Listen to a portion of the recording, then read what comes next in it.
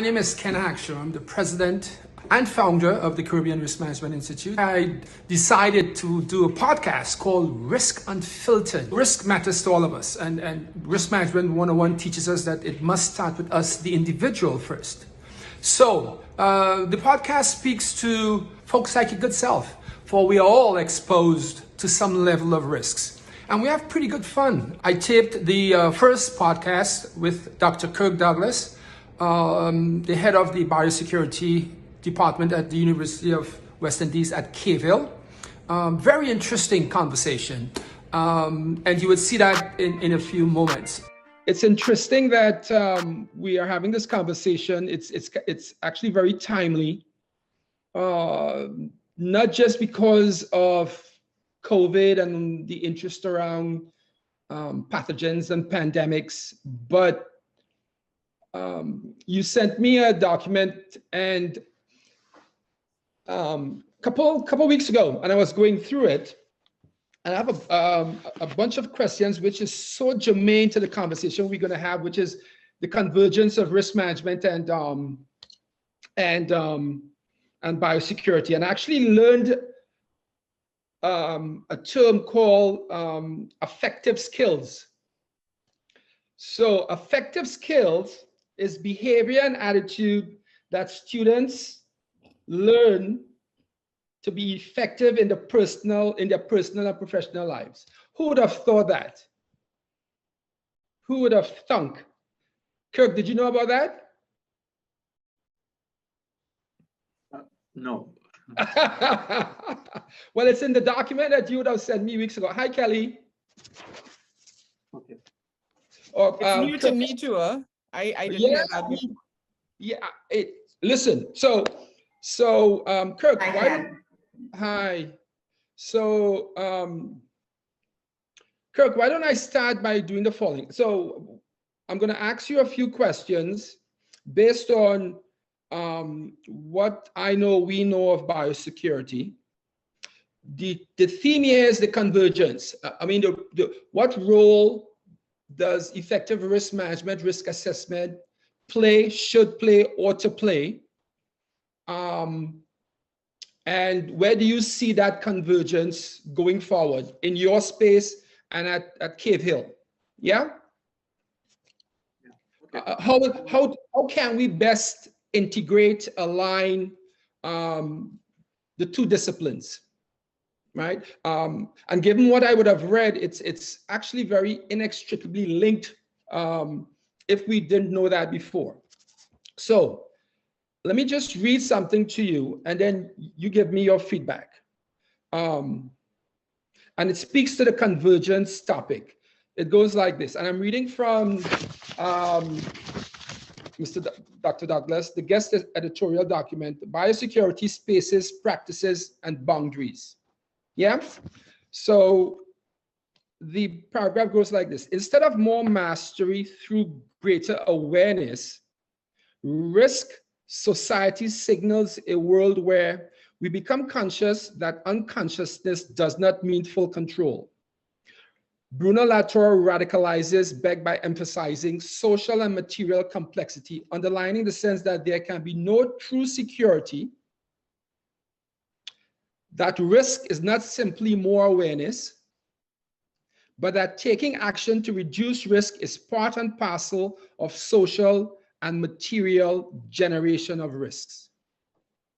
You concur? Yes, to some extent. And I will explain. The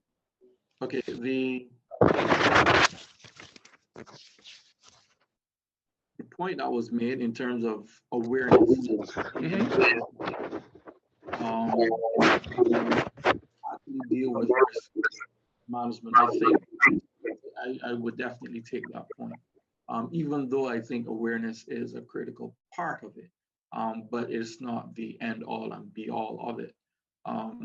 With respect to biosecurity, our outlook, our perspective of biosecurity is, in our opinion, slightly different from the traditional perspective, whereas persons usually associate biosecurity with hazmat suits, biological warfare, conjuring up those types of images. We have gone back to the root of the word biosecurity. So we've looked at the prefix and the suffix, and we've taken bios, which means one life, and securus, which is the root Latin word for security, and that means to make, to reduce or remove anxiety, and basically to make one feel safe. So we then tried to see if we could come up with a definition that would encapsulate that, and also bearing in mind the context within the Caribbean. Within the lecture, I would have explained why that is important.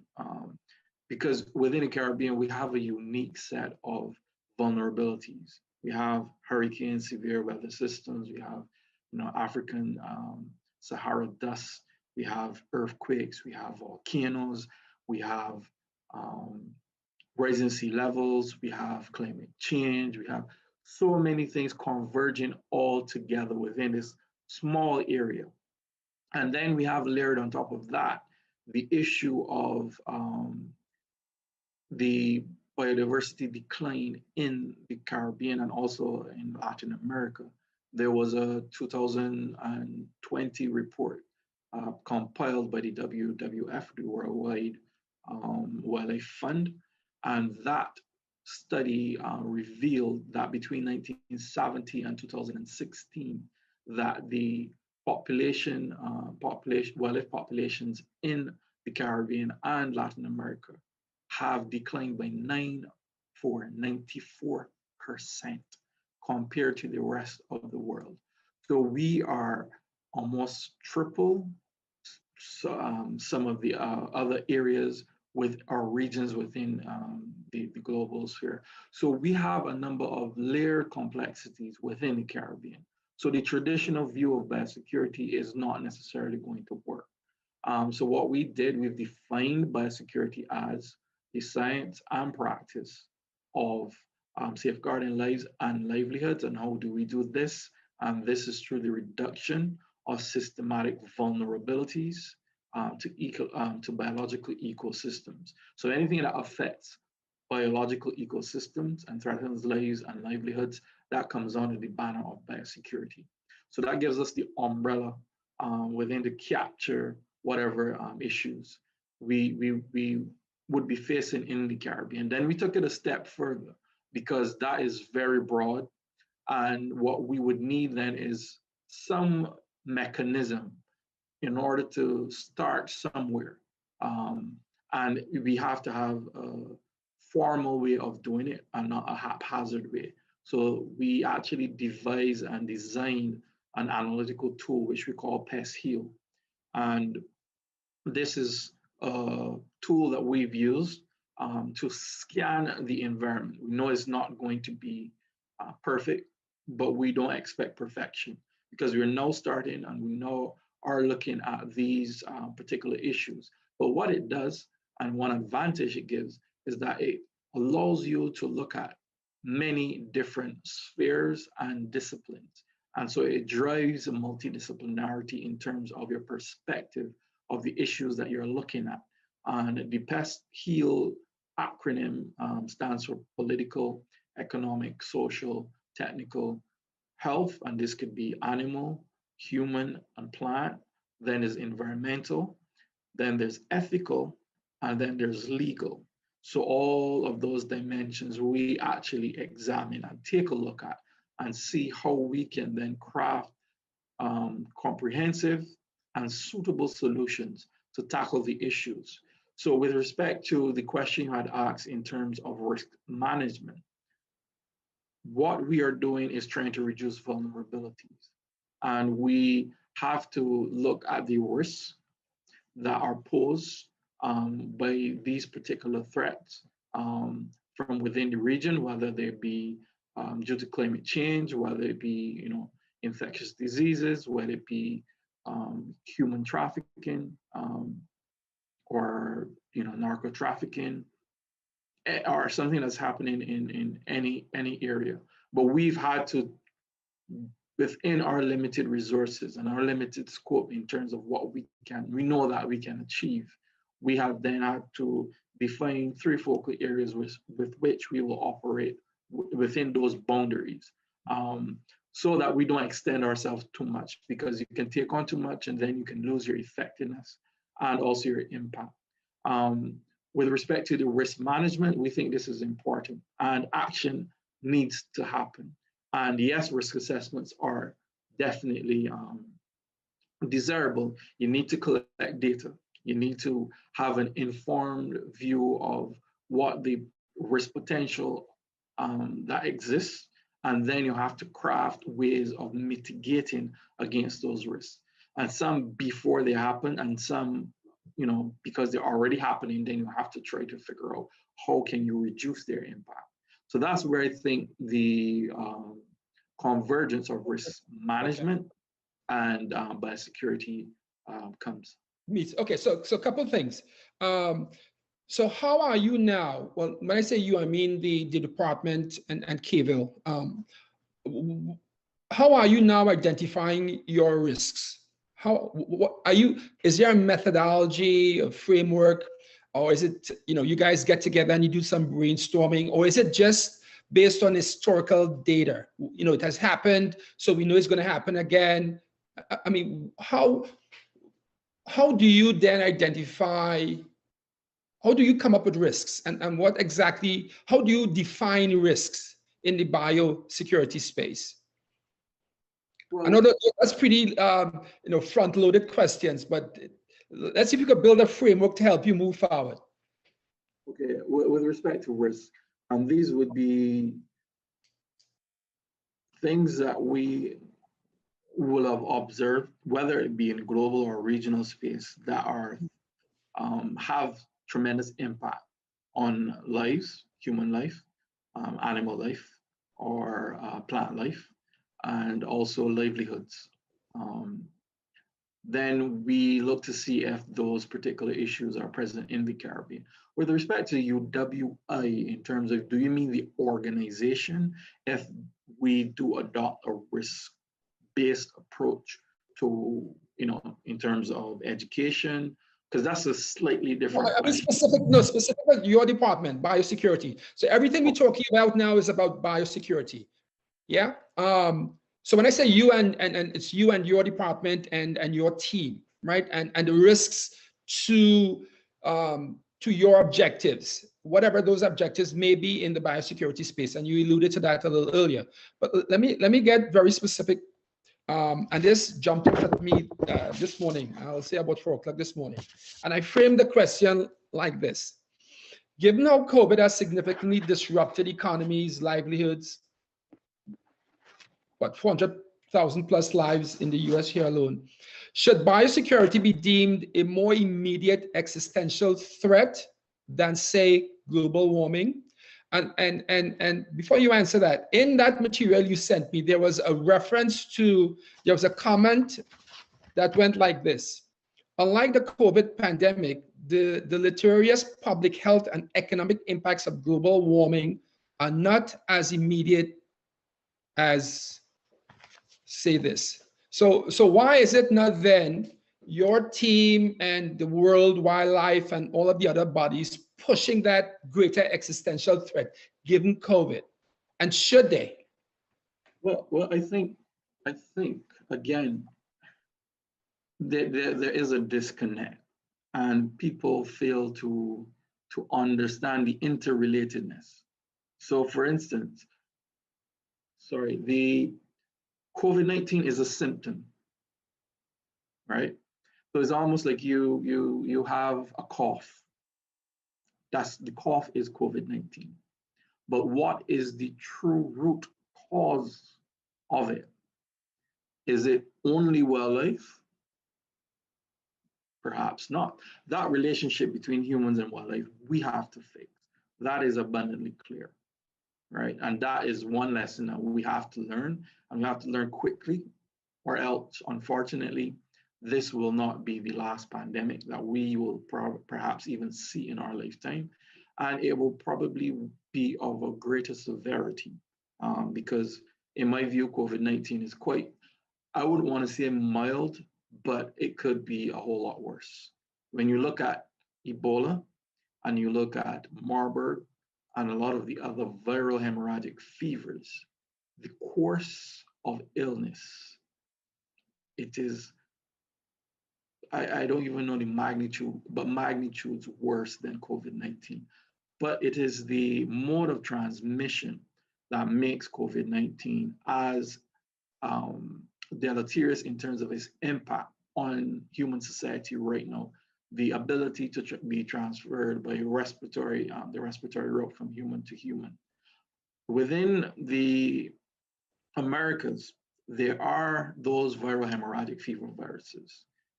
There's one particular arenavirus that is able to be hantavirus, that is able to be transmitted human to human, and is found in Chile in mice. And there was an outbreak recently, I think a year or two ago, and there was a big cluster, a larger cluster than they've ever seen before. So this is something that is brewing, and it lends the question in terms of how humans are managing their environment. So when we deforest, and the Amazon rainforest is the largest rainforest in the world and is considered in the climate change conversation as the lungs of the world. So we are depleting that. So you have multiple things occurring at the same time. You have humans logging, mining, damaging the environment, displacing wildlife, encroaching on the habitat of wildlife, and exposing themselves. They're also farming, so more people are now coming into that environment and also being exposed. And so you have the convergence of multiple things occurring at the same time. So Doc, is that happening at a fast, in your expert opinion? And it goes to the question: is that happening at a faster rate than global warming? The thing is that they're both connected. Excuse me. So there's something called emerging risks, deliberately emerging risks, and these are defined terms. So a deliberately emerging risk is things that we are doing unto ourselves, like logging and taking away the habitat of wild animals. Okay. That being said, climate change, given my little research, is not as impactful by way of death count than a pandemic. Okay. So why is a pandemic risk not more existential than climate change? Or should it be? I guess is the question I'm asking. Well, the thing is, pandemics and infectious diseases, they are faster moving, and the impact is much greater. And I've had conversations with persons who are chronic disease researchers, and they all say, and this was before the pandemic, we don't really need to fund infectious diseases. We haven't had a pandemic in quite some time. So their concept is, we have a real problem with chronic disease, which is a slow moving pandemic, really and truly, in the Caribbean, and also for persons of African descent in North America. But the critical point that I think needs to be pressed home is that I don't see one as greater than the other. And that is the fundamental flaw, a lot in terms of the funding, in terms of the research, in terms of even the treaties. We have a siloed way of approaching these problems, but we fail to understand the interconnectedness of it. So what you're going to try to achieve with climate change can also help you with the emergence of pandemics, but you have to see the link. You have to see the importance, or not. Right. What you do, you will come over here with blinders and you will just focus on climate change and say, I don't worry about what these people are doing. I have to do this. But you're not saying, okay, we can hold hands together and say, you know what, this risk is actually linked to this risk. And so if I don't help you or you don't help me, right, the risks are not going to be reduced. So let me agree and disagree with you a little bit. And I love the word interconnectivity, right? Interconnectivity. So let's bring risk management or the value of a deep dive into your space. You cannot manage risk in silos. Totally agree. Yes. So you must look at climate change and the pandemics and wildlife and the transference of diseases, the jump. Okay, you need to look at all of that. But in the risk space, we talk about the hierarchy of risks or a business impact analysis or an impact analysis. And as you alluded to, there are, you may not have enough resources to throw behind all of them equally. Yes? Okay. So when it comes to risk management, we talk about financial, injurious, reputational impact. Top three. Yeah? And injurious in this case is death. So if it is that you have various risks all eventuating at the same time because the ice caps are melting, folks are, humans are moving into spaces where wildlife once was predominant. Yeah. So all of those things are happening simultaneously. Yes, you need to look at it, but by way of an impact analysis, where is the greatest impact being felt now?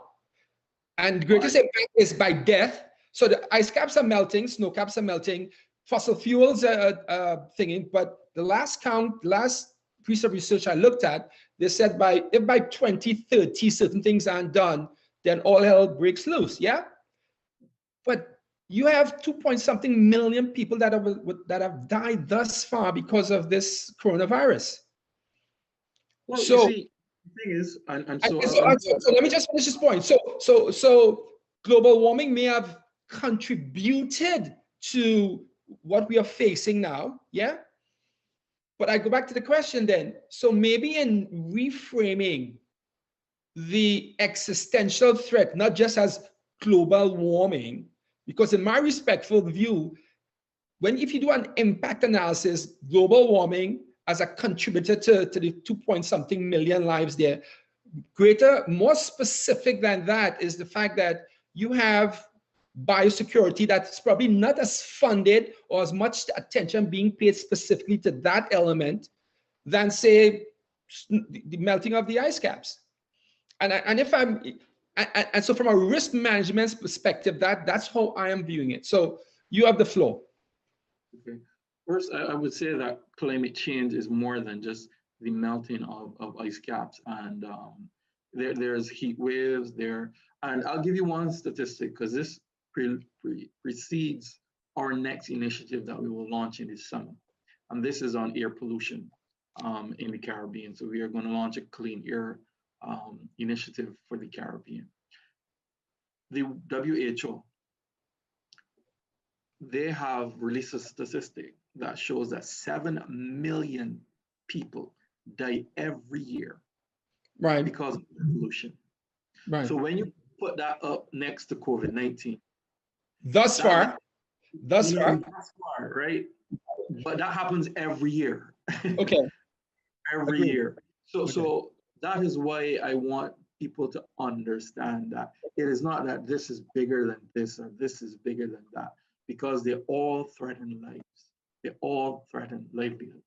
So if we try this piecemeal, this is bigger than that, and they have to do that. You can't do everything all at once. That is guaranteed.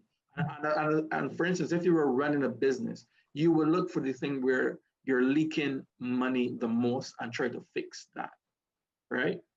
But sometimes if you do that, what you recognize is that if you try to focus only on that problem, then the other problems get worse.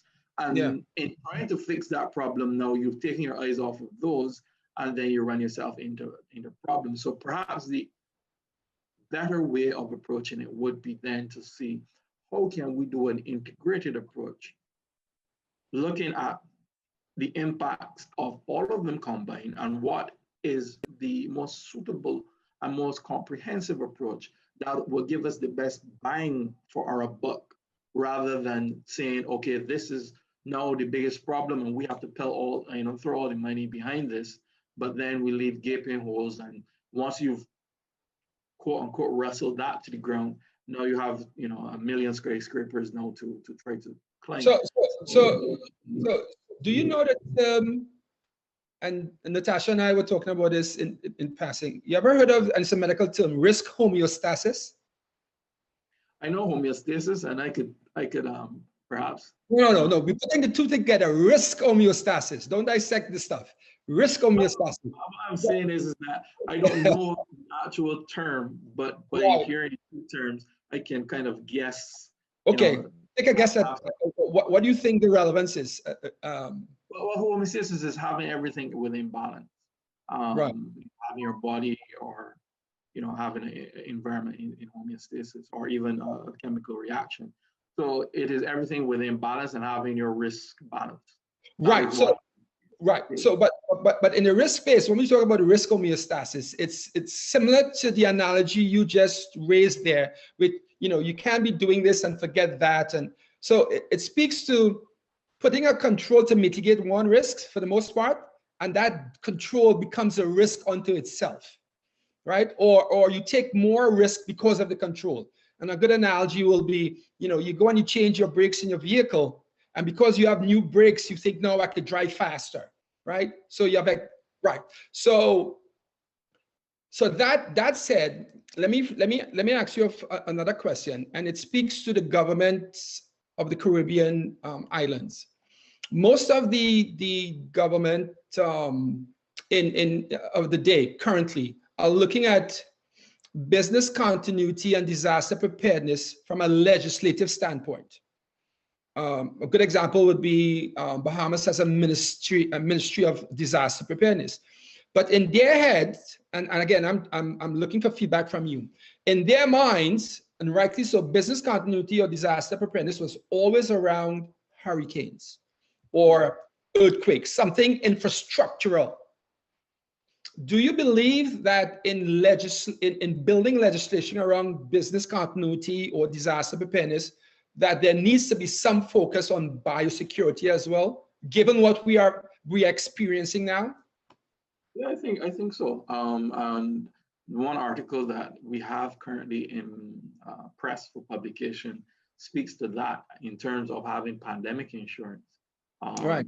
This isn't a concept that is even too foreign, because when you look, for instance, at bird flu and the impact of bird flu around the world when it was, I think, in 2005, between 2005 and 2007, what had happened at that point in time is that a number of farmers took out insurance against the eventuality or the risk of their flocks contracting H5N1 and having to depopulate all of their flocks.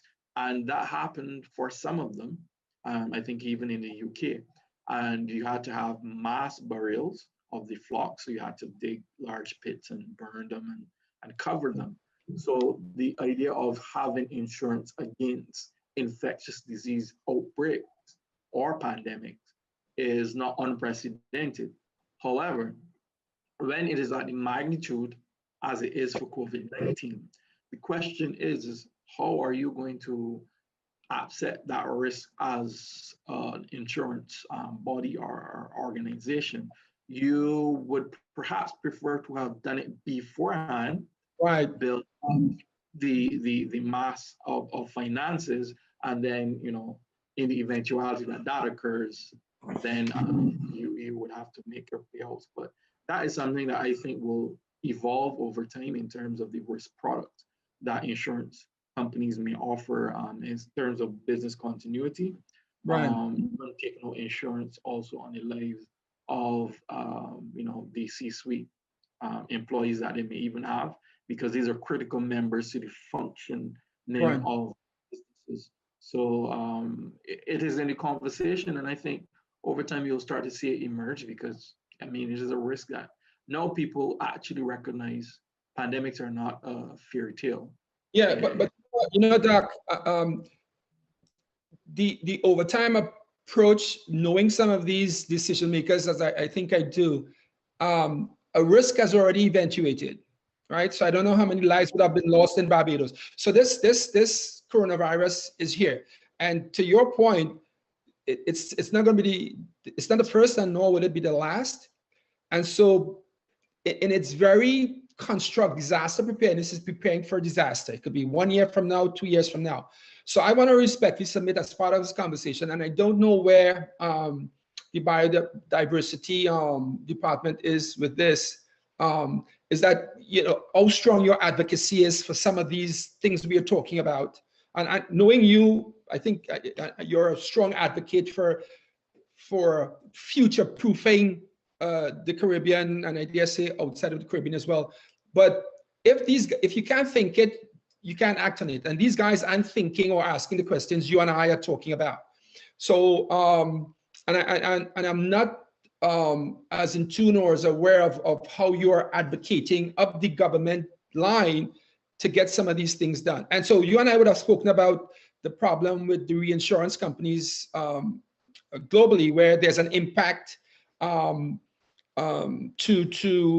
they spend so much money on pandemic and storms and stuff, and they are saying that there may not be enough to go around if these things continue to happen.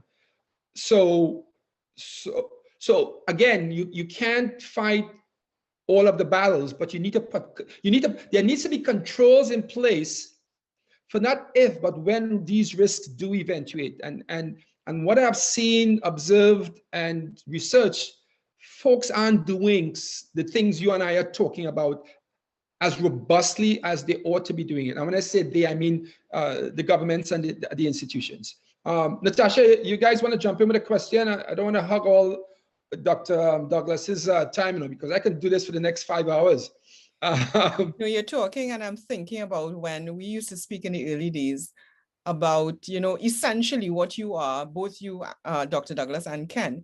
You're a voice in the wilderness. You are foreseeing what's coming, and basically trying to get everybody on board and trying to get the leaders and the decision makers to act in a way that will be proactive and anticipatory.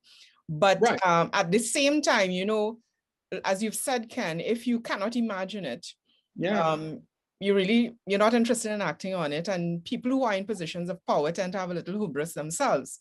So it is a thankless and really difficult and challenging task, coronavirus or not. I mean, we know what's happening in the world right now.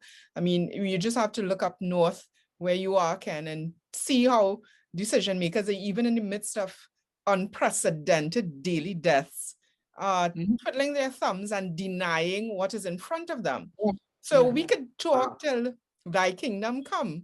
But if they choose to ignore, or it's convenient for them, or it destabilizes their power structure, it's in their interest to say, well, no, I'm not seeing it. See no evil, hear no evil, etc. So, yes, go ahead, Doctor. Natasha, but you just put your finger on the pulse of something that is at the heart and the root, I believe, of it all, even this COVID-19 pandemic.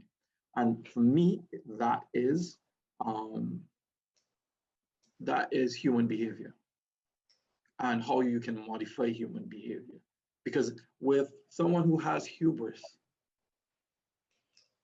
in order to get through to them, you have to be able to change their behavior. Their behavior is set in a certain way or a certain trend. But if we are to be effective, then you have to be able to change that directive. And I'll give you an example that I know the challenges of it, and I do concur with you in terms of being a voice in the wilderness. When I was doing the study in migratory birds here in Barbados, there was a lot of pushback. As a master's student, you don't have much leverage, as a university student, and you're telling, the chief veterinary officers, oh, this thing is coming. Oh no, that will never get here. That risk is not thing. You're invited to a regional meeting, and they try to veto that because who are you, But then you manage to push, given all of that, you keep on your focus, you keep and you hammer and you hammer and you hammer. And thankfully, you do get a breakthrough. You do actually isolate the virus, connect with the USDA, and they come, okay, so can we have the results of your study, please? And you're like, really? I thought this was not going to ever happen, you know. And then you recognize that unless you can show definitively, and not only show definitively, but also collaborate with people who have impact and that they respect, then you do not necessarily get as much mileage. But once I had connected with the USDA, and they had, and we were publishing, and we published that paper in a top journal, then they were asking me for the actual journal so that they can have a copy of it. But a lot of it is a lot of political machinations that goes on, and again, it still comes down to human behavior and cultural norms. So let's bring risk management into that. So Kirk, when we talk about the convergence, so when you mentioned attitudes, behavior, that is an element of risk management we call risk culture, right? Which is defined as the sum total of one's attitudes and behaviors, and the two of them put together equals the culture of an organization. So I want to respectfully submit to you that the following: in doing risk assessments, risk identification in the biosecurity space,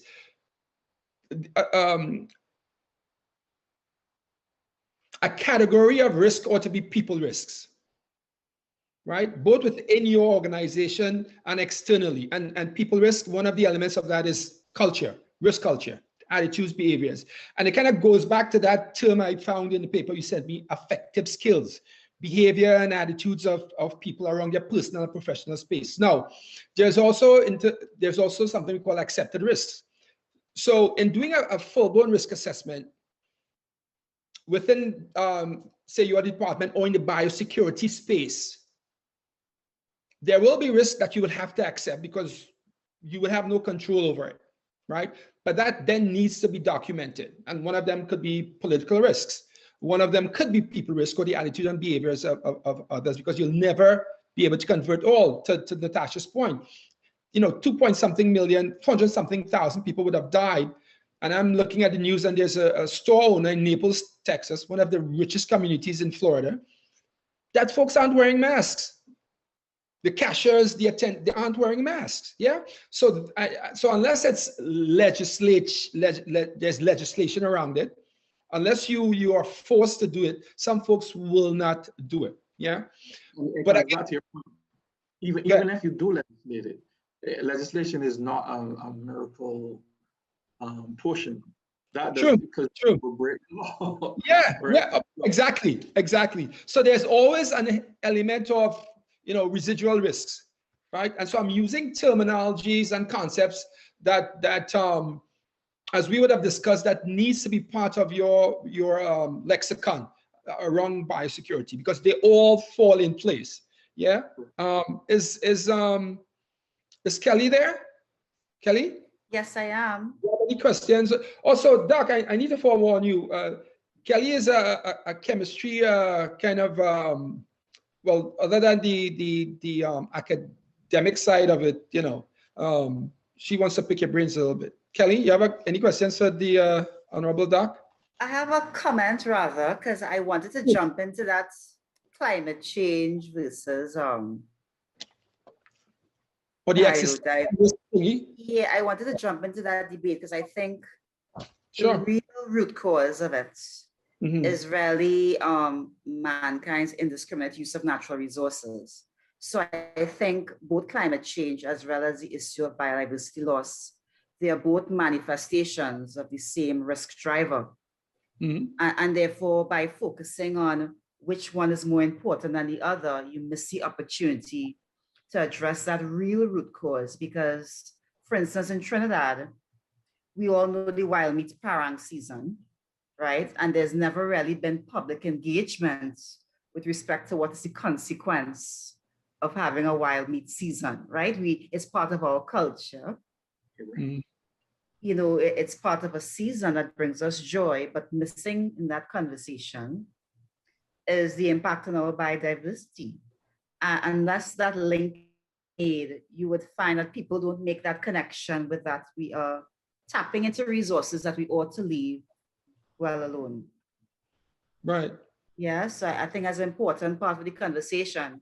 So yes, we may focus on those symptoms, which I think is climate change and biodiversity loss. But when you keep going, why is that? Why is that? Why is that? Well, we are all utilizing resources at a faster rate than we ought to.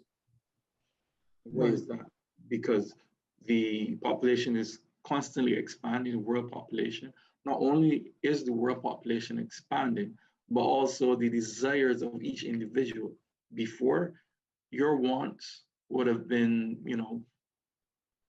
as a student, whatever. But as you grow older, your wants now become expanded. And so it is really, to me, at the root of it is greed and hubris throughout the world that is driving a lot of this. And that's why I said, when Natasha spoke, that she touched it, to me, is human behavior. Yeah. The mining, the logging, all of this is greed. They want more money, and they're doing it at all costs. Even when they're building, they're building these large hotels or resorts on the coastal areas. They're going to clear mangroves, and mangroves do a tremendous job in terms of the ecosystem servicing, sequestering carbon.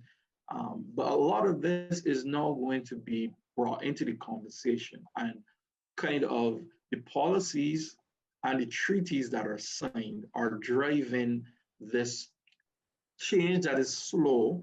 And we would have seen New Zealand, for instance, making it mandatory for people who are doing any national development projects to also fund the climate risk of that particular project. And I think that is what you will see. In order to access funding on the global stage, countries will now start to have to report in terms of their emissions for their countries. And so it is more or less the countries are going to be goaded into becoming more responsible fiscally, not because they really want to or they have a desire, but if they want to access funding, then you basically have to do it.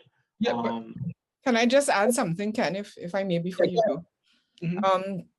I want to reinforce something that Kellyanne referenced, which is the wild meat and parang season. Even while you were speaking earlier, Dr. Douglas, as someone who considers myself a reader and a learner, it is sometimes actually really difficult to connect and to bring home some of these concepts. But you see that story about wild meat and parang, immediately I see how it impacts me. And I think one of the things that we all need to do better is tell stories and relatable stories. So when Kellyanne spoke about wild meat and parang, I could immediately feel and know, okay, this is what it will mean for me. No more curry iguana, no more, or maybe less rather than no more, or so on. We need, in telling our stories, to remember who our audience is and not think that the story will have the impact just facts and figures. But I mean, it's obvious. I mean, look at this, 400,000 people dead. But it's hard for average Joes, and ourselves included, to really understand and internalize what that means to the point where it can help us to change our behavior, because we're going to have to behavior change.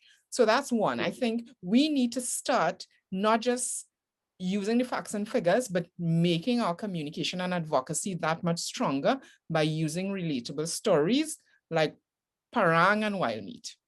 So that's one. The other thing is a pushback, Dr. Douglas, on something that you said about, well, it's not a pushback so much as a new perspective, maybe. Yes, a lot of this is caused by greed, but part of it is also, I think, caused by a growing inequality. So you have, on the one hand, people who have way more than they will need in 10 lifetimes, need being relative, of course. But then on the other hand, so this is a small group of people, and a shrinking small group of people who have more than they need. And then you have a growing section of the global population who have less than they need to survive, not just because, not want, but to survive. You have growing levels of poverty throughout the world. And in order to survive, people end up doing things like logging. So it's not just greed. You have people who are just trying to survive. I mean, when you think of the migration crisis and what's happening in Venezuela, there's an argument about whether or not these are economic immigrants versus people who are just trying to survive and feed their kids and, you know, deal with their health situations. Which is it? It actually could be both. So how do we deal with it from a risk perspective? Yeah, and you know what, to piggyback on Natasha and Kelly's point. So, let me personalize it. So if I'm lecturing or trying to convert someone, sometimes you need to talk to them like they're a 6-year-old, especially when it comes to the risk management space. So it needs to be relatable, but also palatable. And in the essence of full disclosure, I don't eat any wild meat. I don't eat anything that's run faster than I do. So no iguanas or deers. I'm sorry. So yeah. So Kirk, I think, and with reference to relatable and palatable, very few people, and I didn't make the connection until I started doing research. So when folks hearing about the existential threat of global warming, unless you are in the space, I will bet you, and Kirk, you look like a very independently wealthy young man. So I can't match my salary to yours. Maybe Kelly's to yours, but I don't think too many folks, especially in Trinidad and Tobago, and let's say at the decision-making level, could connect the dots between biodiversity or wild meat or the jump from of diseases from animals to humans and global warming. Folks aren't making that connection, because I certainly didn't until I started doing a deep dive. Yeah. No, and so to the point that we are making, and again bringing in the risk management space, risk communication is critical. Oh, by the way, these are all Kirk modules within our ERM. Hey, what are you doing tomorrow, Kirk? You have like a 15-20 minutes tomorrow. We have a class.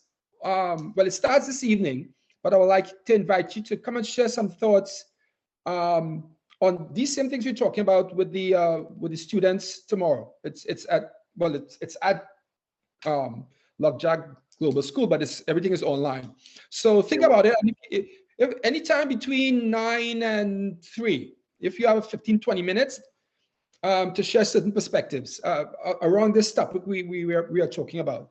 But going to Natasha's point, I think she, again, and you're quite right in terms of it is not always about wealth, because you mentioned, for instance, those migrants from Venezuela. But my question would be, why are they coming over? And what is the root cause behind that? And for me, it is the greed of Maduro and all the people who've tried to invest in terms of extracting the petrochemicals from, and that's the real decline of Venezuela. And that then, that fallout led to the situation where those persons now have to fight for survival. So not saying that everyone who's in it has greed, but when you look carefully behind the scenes, you will see that the fallout from the situations that are caused is really greed that's really behind it. And you have persons who are unscrupulous, who, you know, they have they're criminals. Let's put it, you know, a lot of them are criminals. And so some criminals are very smart, but, you know, it has an impact. And so in order to change that, I do agree with you in terms of communication. And that is critical. And communication is not just, you know, saying it and speaking it out the correct way, but it's the actual person on the receiving end, receiving it and fully understanding and comprehending. So you have raised a very critical issue, because I think even with the COVID-19 pandemic approach, that is something that is also missing. And it was missing with the Barbados response, because you had communication occur, well, not communication, you had press conferences, but these were press conferences, but what you really needed was a conversation, and you needed public health messaging And for me, I think that a lot of lessons could be learned from the HIV pandemic and the way how we had to evolve in terms of risk communication and also communication. And that helped to raise awareness at all levels of society on what this, to grapple with what the problem was. But I think that COVID-19 has to now go through that evolution. You will see people using culture in terms of using humor, even songs, that will convey the message in a way that's palatable for one and all, and that they could even share with their friends and they can have a laugh and discuss about it even. And, that to me then shows that you are actually reaching to because one person who doesn't get it is a danger. And so it can't be, okay, well, I'm just doing this because the WHO is saying it. I really need to know my people. I need to know my culture, and I need to then communicate using those avenues effectively to people. And that's something that we are aware of. And one thing I've spoken with our group about is looking to develop a communication plan, because two of our main objectives are, one, to raise the visibility of the center, and two, to raise the level of awareness locally and also extra regionally. And so that communication plan is going to be very important so that people understand who you are and what you do and what you do. And we are going to develop that. We have a marketing and communications arm at the university, but we also recognize that, you have to use different methods of, bringing visibility and raising that level of awareness. So that is something that's going to be critical, I think. Doc, and so let me suggest, and the academy could be one of the tools that you can use for this, vis-a-vis even what we're doing now. But again, I think, and you use the term interconnectiveness earlier on, so that interconnectivity needs to be spoken to, and maybe Kelly's point about, what is it, Parang and what, and Wild. But again, relatable and palatable, and connecting the dots, because again, I go back to that global warming and zoonotic and transference of disease from you. They're all interconnected, but unless you and your team makes that point. So I don't think, and it's sort of like what you were saying earlier, you can't speak to it in isolation. So you can't speak about biodiversity without speaking about that. So you have to connect those dots, right? The other thing, one last thing I want to mention is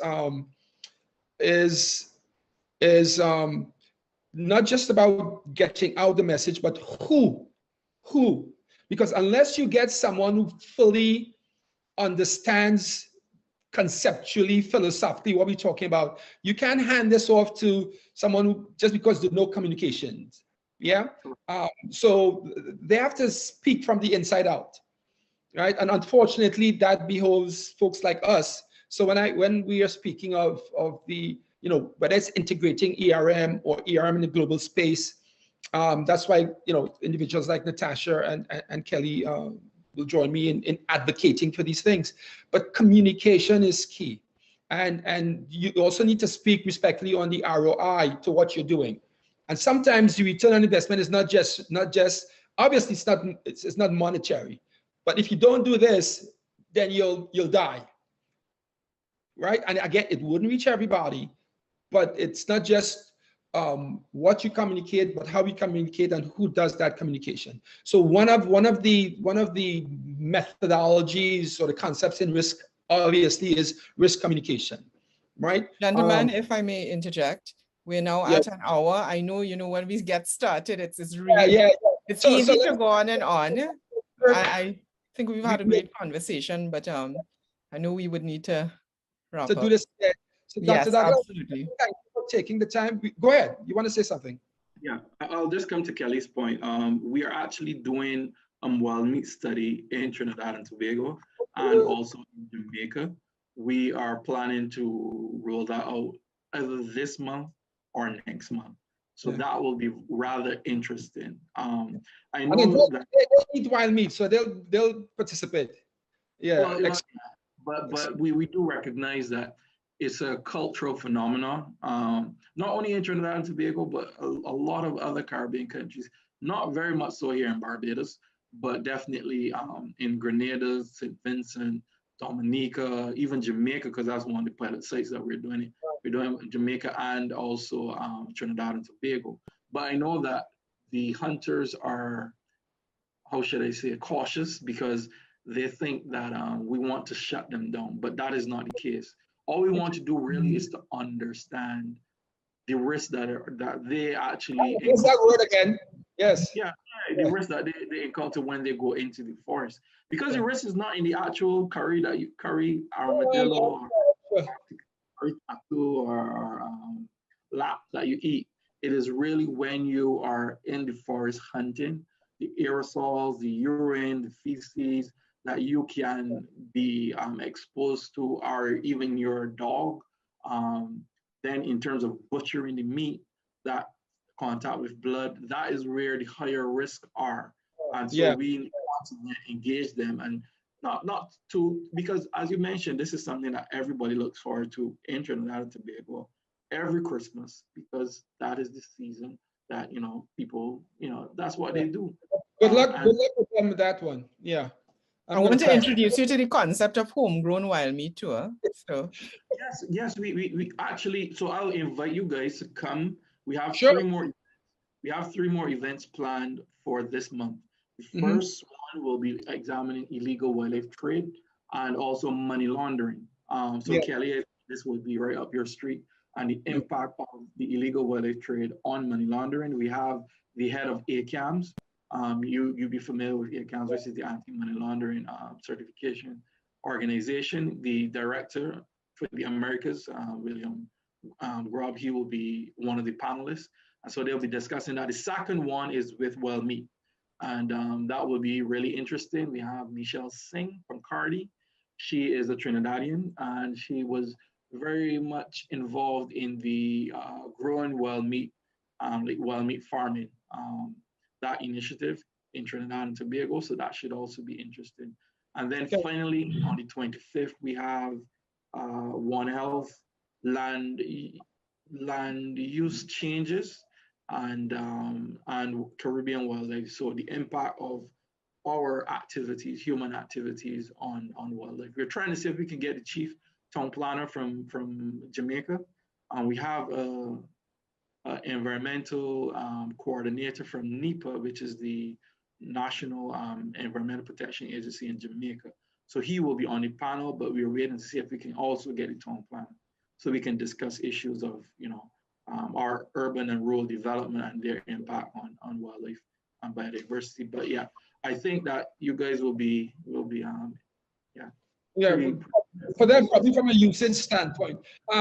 So Dr. Douglas, I want to thank you for taking the time to meet with us. This is, we actually, this might be a nice little segue for us to have a conversation around a certificate in health risk management that we have developed, but we'll do a sidebar and then probably bring you back to talk through that as well.